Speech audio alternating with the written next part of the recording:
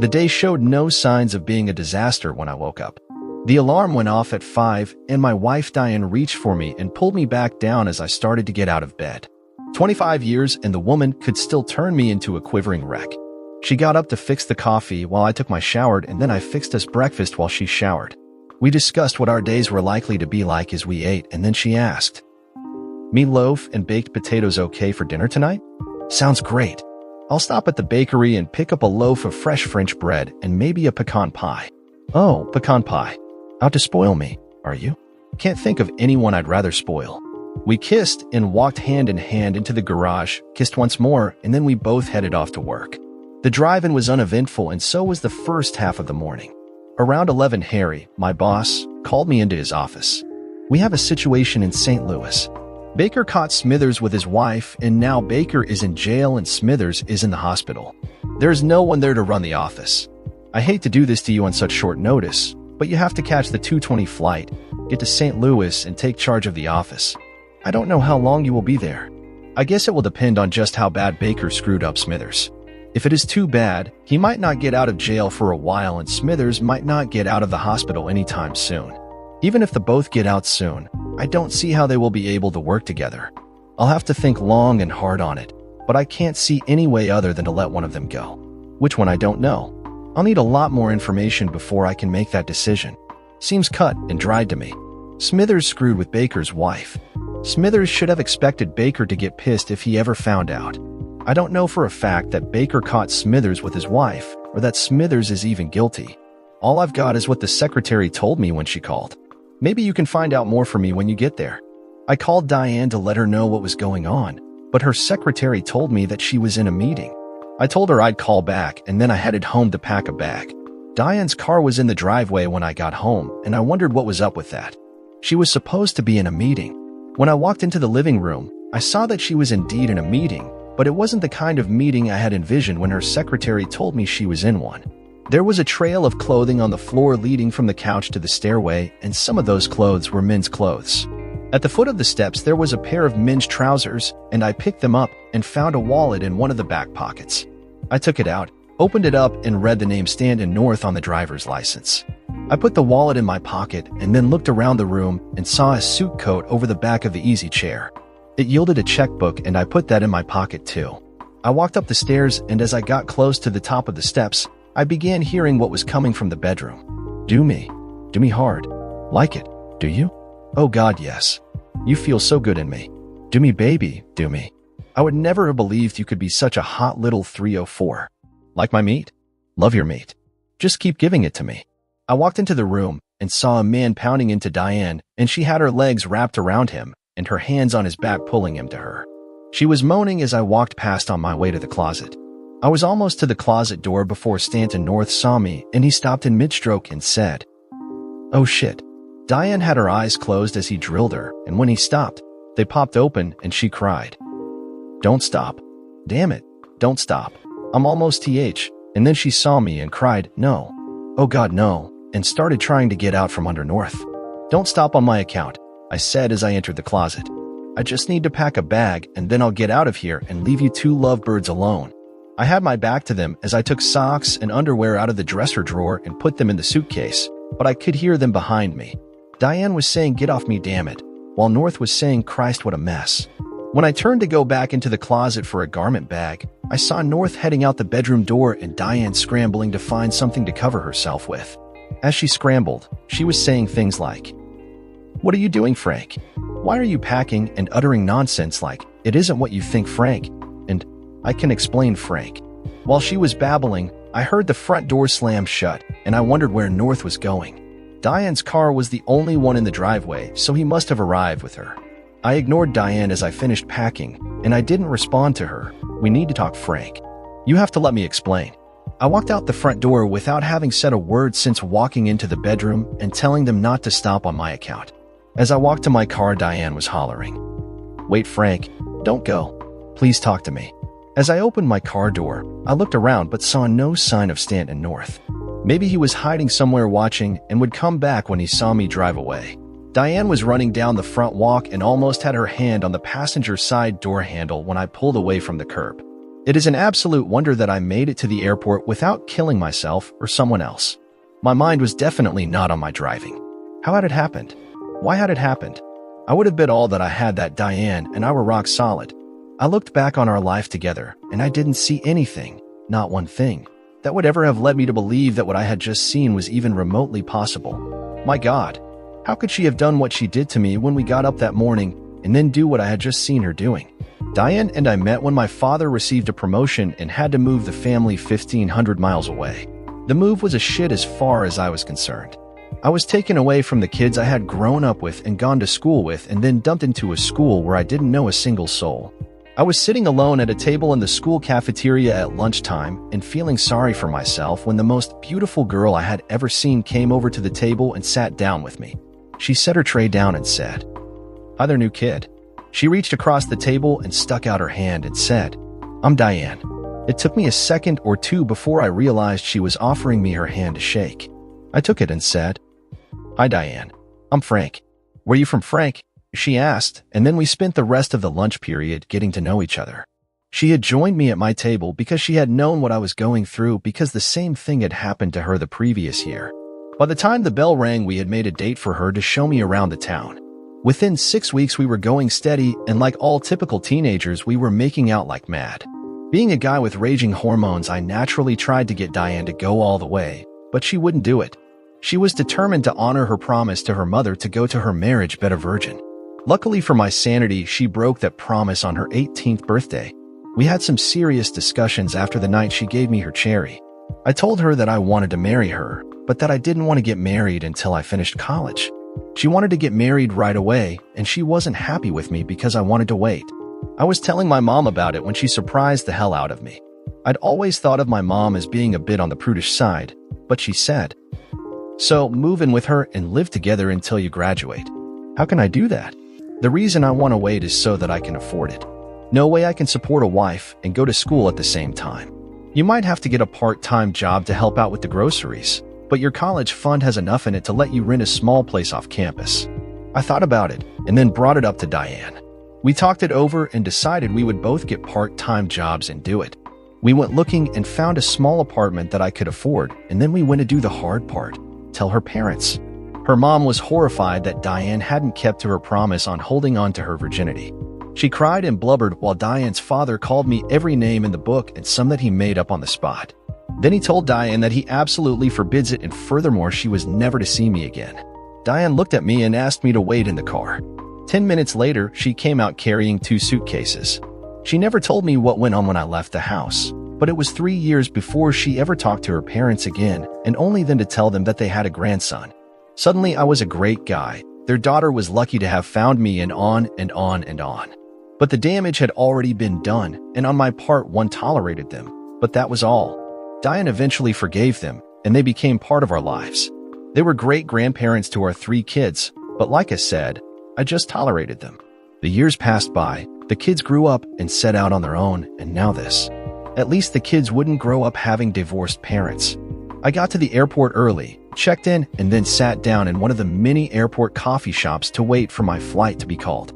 I took out North's wallet and checkbook and began going through them. Behind his driver's license, I found a card that said, "Emergency information." It gave his blood type and some other information, but the part that caught my eye was the part where it gave his emergency contact.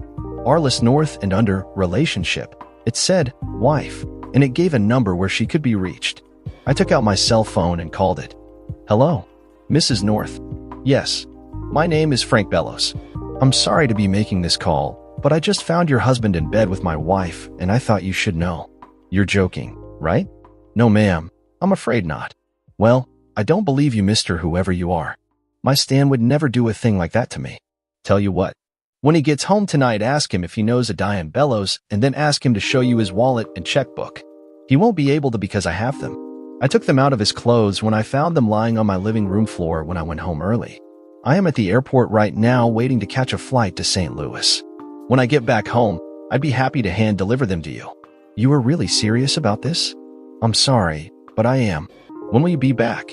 "I don't know.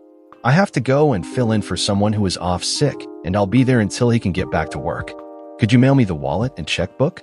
I could, I suppose, but I'll let you know this ahead of time. Your husband's wallet has $87 in it, and after what I saw when I walked into my bedroom, I feel a crying need to get drunk and drown my sorrows, and your hubby is going to foot the bill for it. There will probably be some left, but I have no idea how much. Send it to my office."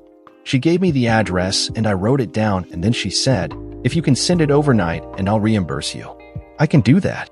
They just called my flight, so I have to go. I said goodbye and disconnected. North got lucky. My original plan was to leave his wallet and credit cards on the counter in the bathroom and hope that whoever found it would go on a spending spree, but getting in touch with his wife changed all that. Hopefully she would make his life a living hell. My cell had been going off almost from the moment I left the house, and every time I looked it was Diane, so I didn't take the call.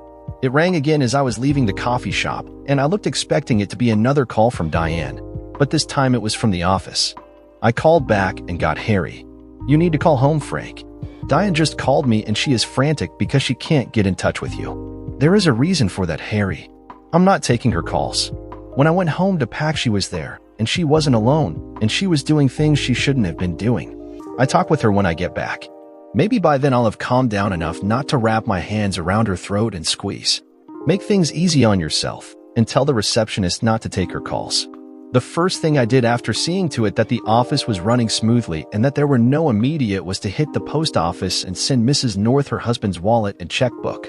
I included the information on where I was staying so she could call if she had any questions. That taken care of, I called the police and found out where Baker was being held and if I could see him. Outside of bruised knuckles and a broken finger, Baker didn't look too bad. He hadn't had a bail hearing yet because the powers that be were waiting on word from the hospital on just how bad Smithers was so they would know what charges to file. I told him about Harry's concerns and asked him for the story. It sounded all too familiar. He had returned home during his lunch hour to pick up something that he had forgotten to take with him in the morning, and he'd walked in on Smithers, who was using his lunch hour to pork Baker's wife. While he was stomping the shit out of Smithers, his wife was on the phone to 911 telling them that her husband had gone crazy and that she feared for her life. The cops showed up, Smithers went to the hospital, and Baker went to jail. My next stop was to the hospital to see Smithers. He had a broken nose, 2 broken ribs, 2 cracked ribs, and they had removed his right testicle. From him I got. It wasn't my fault. The witch came after me, so of course I tapped her. I'm single and I like sex as much as the next guy. If anybody is at fault here, it is Baker. If he took care of the witch and gave her what she needed, she wouldn't be out looking. He got no sympathy from me.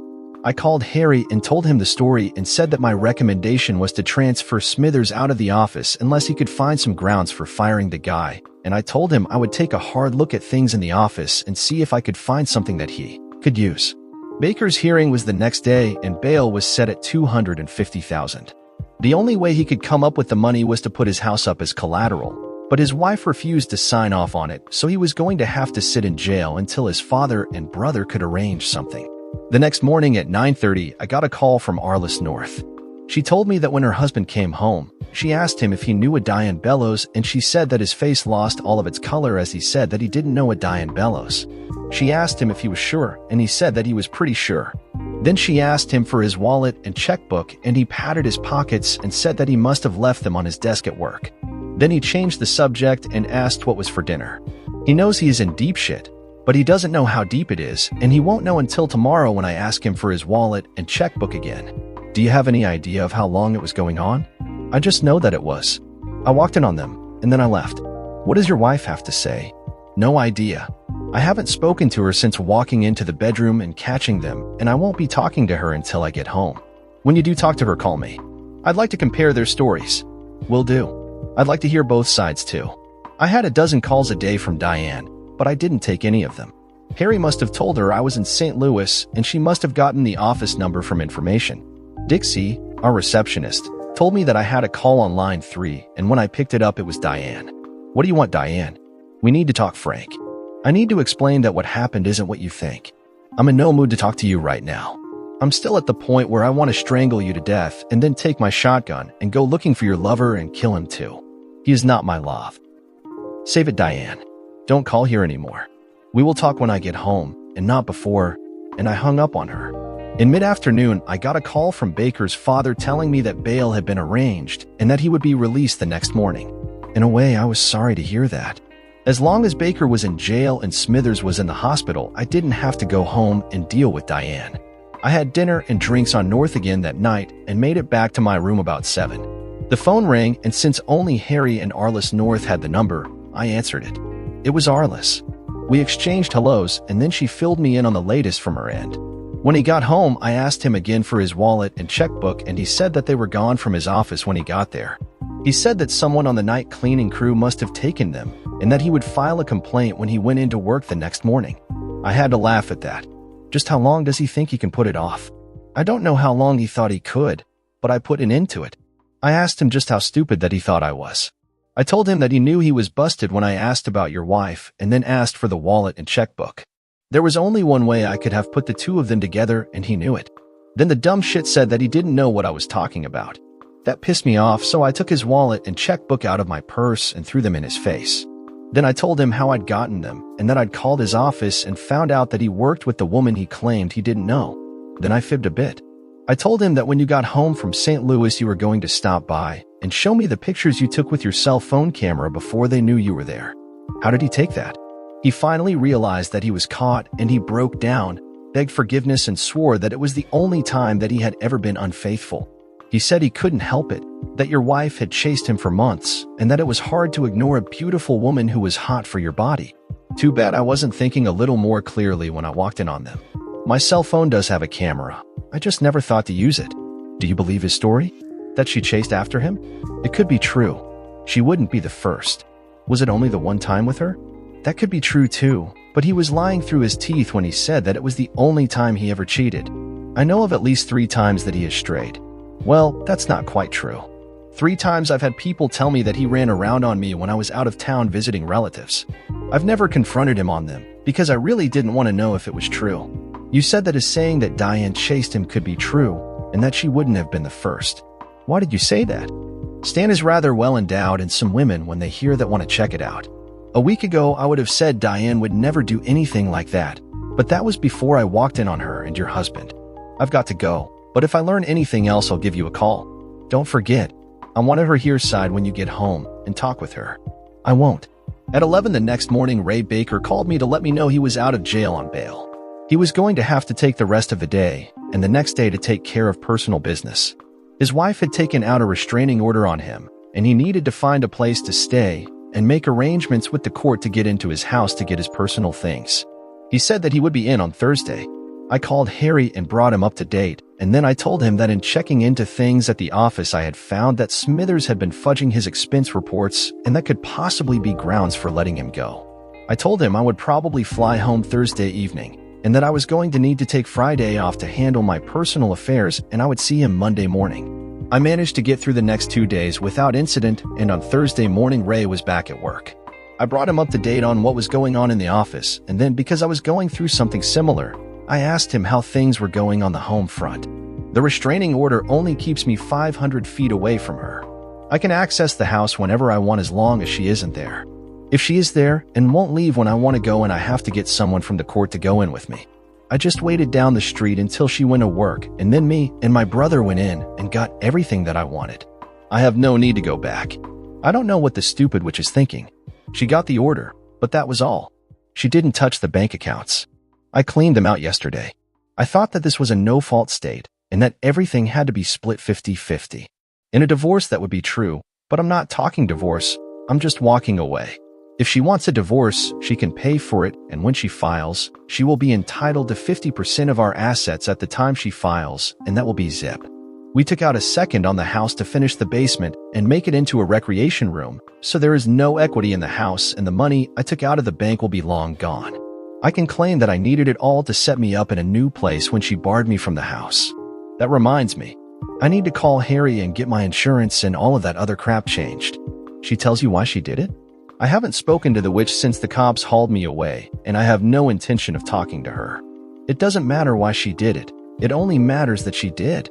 I decided to get a good night's sleep before going home and having to talk to Diane, so I called the airline and made reservations for the morning flight.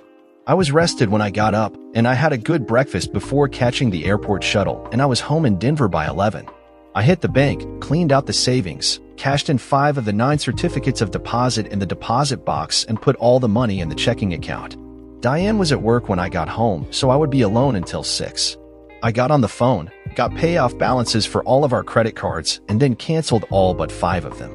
I kept the American Express card that I used primarily for business expenses and 2 of the other cards in my name and put 2 in Diane's name. I went back to the bank and arranged wire transfers to pay off the cards using the money in the checking account. That done, I took half of the money left in checking and opened a checking account in my name only. I arranged for another safe deposit box in my name only and put 2 of the remaining 4 CDs into it and then went back home. When the kids had grown and moved out, I had converted one of their bedrooms into a home office and den, and the other 2 were kept as spare rooms for when the kids came home to visit. I picked the spare bedroom next to the den and moved all of my things into it. I was all moved in and set up when Diane came home. I heard Diane come in and call for me. "Frank? Frank? Where are you?" I ignored her as I heard her walking through the house looking for me. She finally came upstairs, and I had my back to the door when she came in. "Frank?" I ignored her. "Frank? Please, Frank. We need to talk." I turned to face her. "Where is it written that I have to talk to an unfaithful scum-sucker?" She winced when I said that, and then I said, "However, we do need to talk about finances." "Finances? Why?" "Because your actions have made changes necessary. Go on downstairs and take a seat at the kitchen table, and I'll be down in a minute." She left, and I sorted through the papers I had been working on, picked up the ones I needed, and then followed Diane down to the kitchen and took a seat across from her.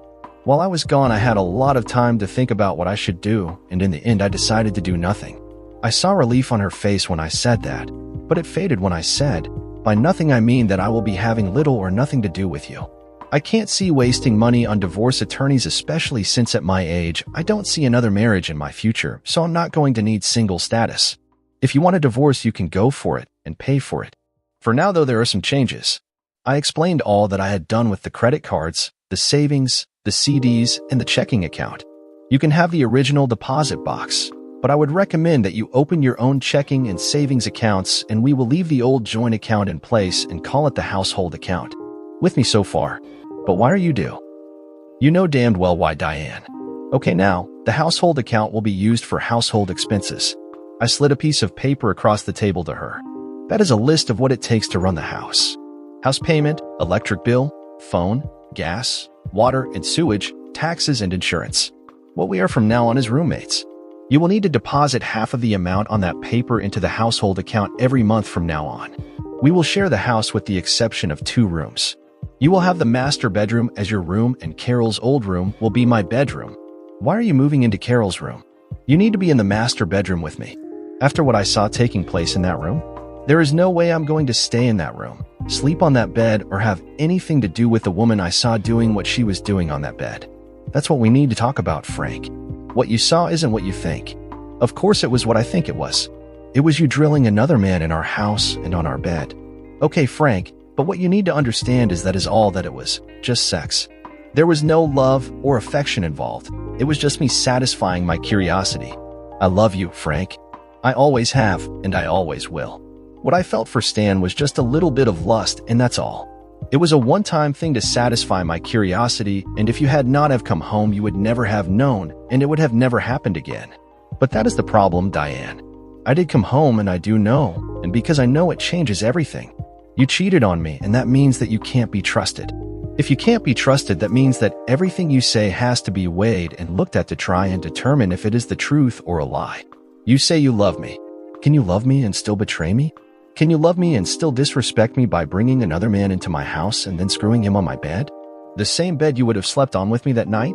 How much love and respect would you be showing me by giving me that man's leavings if I would have made love to you that night? No, Diane, you can no longer be trusted. You say it was a one-time thing and would have never happened again. Truth or lie? I only have your word for it that it is true, but you can't be trusted. It could just as easily be the 10th time, and you could have already set up a time to do it again. But, and this is the part that counts, even if it is the truth, you still stabbed me in the back. You broke the promise that you made to me when we took our vows, and for what? To satisfy some curiosity of yours? Just what the hell were you so curious about that you were willing to risk your marriage to satisfy it? She looked away from me when she said, "The size of his tool." You have got to be shitting me. The size of his tool? Why in the hell were you curious about the size? Some of the girls in the office had gone out with him, and they raved about how big it was and how filling it was. I listened to all the stories they told, but I didn't pay a whole lot of attention to them until he started hitting on me. Even then, it was a while before I started thinking about it. You were saying that he tried to seduce you? I guess he was, but I didn't pay a whole lot of attention to it at first. But I liked the attention, and what woman doesn't like to feel that she is attractive? At my age, it was a hell of a boost to my self-esteem to have a man 10 years younger than me to paying attention to me. I had lunch with him a couple of times and danced with him a couple of times when everyone in the office would stop for drinks. It was dancing with him that started me thinking of the stories I'd heard about him. I felt him push against me a time or two, and he did seem rather large. The more I thought about the stories, the more curious I got. I was a virgin when I met you, and you are the only man I've ever known sexually. I got to wondering what another man would be like, especially a man reputed to be as big as Stan. He kept working on me, and I kept wondering, and I finally let my curiosity get the best of me. You say all the other girls talked about Stan's size and abilities in bed? How many other girls?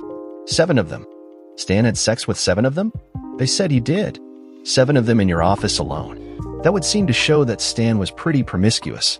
Did you ever stop to think that a guy who was screwing anything that moved might pick up a disease or two somewhere along the line? Oh, come on, Frank. If that were the case, he would have given it to the girls he made love to, and you can believe that if he did, it would be broadcast all over the office in minutes. You can have it and not know it, Diane. In some cases, you can have it for months before you show signs. If I were you, I'd go and get myself tested. The important thing, Frank, is that Stan meant nothing to me. There was no love involved, and I can't say that there was even much like. That's not what it sounded like when I walked into the room. You know I like sex, Frank, and you know how vocal I get when I make love to you. So I made some noise. It was because I was in the middle of having sex and not because I had any special feelings for Stan. It was a mistake, Frank. A major mistake, and I'm sorry as hell that I slipped up, and I can promise you that it will never happen again. I love you, Frank, and you know that I do. You can't throw away 25 good years because of one mistake. I'm not throwing anything away, Diane. You were the one who threw it away when you brought another man into my house and took him on my bed. I got up and left the kitchen and went back upstairs to the den and lost myself in some paperwork. I'm a fairly light sleeper, and that night about an hour after I went to bed, the noise of the bedroom door opening woke me up. Diane quietly moved into the room and softly closed the door behind her. I sleep nude, and it was summer, so I was lying on top of the covers. Diane bent over me and tried to kiss me. She had always been able to turn me to jelly when she played with me, and it looked like she planned to do it again in an attempt to get back into my good graces. She was totally surprised when I pushed her away. Leave me alone, Diane. I'm not in the least bit interested in North's leftovers. She got off the bed and left the room crying. Maybe 20 minutes later, I fell asleep, and I wasn't bothered the rest of the night. Diane was in the kitchen making coffee when I came down from taking my morning shower and getting ready to go to work. Her "good morning, Frank" was met with a non-committal grunt. I ignored her until the coffee was ready and then filled my travel mug and left for work. I waited until 10 before calling Arliss North, and then I filled her in on what I'd found out. 7 other girls? That is what she said. Apparently, your husband was the office Romeo. Do you believe her story? Before I walked in on her and your husband, I would have believed her if she had told me that the sun was now rising in the west. But after? I don't know. It could be true, or it could be that she is just trying to put a better light on what she did by making me think that it really meant nothing. I mean, how do you know? When she got caught, trust went out the window. Everything she says now has to be seen as self-serving. Have you decided what you're going to do? The marriage is dead, but if there is a divorce, she will have to be the one to go for it. My plan right now is to simply cohabit. We will coexist as roommates, but that is all. I can't see ruining myself financially just because she couldn't keep her panties on. How about you? Got a plan yet? I'm still thinking on it. Keep in touch, Frank. We'll do Arliss. Good luck. For the next week, I made sure that I was up and gone before Diane woke up, and I found things to do that kept me from going home until late. Diane was usually up waiting for me, but I ignored her. The next weekend, she tried to slip into my bed again, but I told her to get away from me and leave me alone. Damn it, Frank, don't do this to me. I love you, Frank, and I want you. I don't want you, Diane. You are damaged goods. My God, Frank. It was only once. I haven't even talked to him since he ran out of the house. It was a one-time slip in judgment, Frank. Please, give me a chance. I know it was wrong, and I'm sorry. I swear to God that it will never happen again. The problem, Diane, is that I don't know that it was only once. He may have been your 3rd or 4th lover or your 10th. You may still be doing him on your lunch hours in a motel. When I caught you with him, you lost all my trust, Diane, and there is no way I will ever trust you to tell me the truth ever again. Please, Frank, there has to be some way to put us back together. I'll do anything, Frank. Anything at all. Sorry, Diane, but there is no chance of our getting back together because I don't want to put us back together. The sight of you with your legs wrapped around North and the sound of your voice as you begged him to screw you harder killed all the feelings I had for you. Look on the bright side. You are free to indulge in satisfying your curiosity whenever you want now. Just not here in this house. This house is neutral territory. You take your men elsewhere, and I won't bring my women here. Your women. I have no intention of going without a sex life. I'm not a bad-looking guy and I've had chances up the kazoo to play around. But I never did because I promised during our wedding ceremony that I'd be faithful to you. You made the same vows, but you broke them. When you broke your vows, you released me from mine. At least I won't be bringing mine in here where you can see it. She looked at me and I could tell what she was thinking. She was thinking that sharing the house and being around each other would give her a chance to work her way back into my life, and that is just what I wanted her to think. I decided to give her a load to carry. The only reason I'm doing this share the house thing is that I don't want to make the lawyers rich by going through a divorce, and I don't want to give up what I have here at the house to live in an apartment.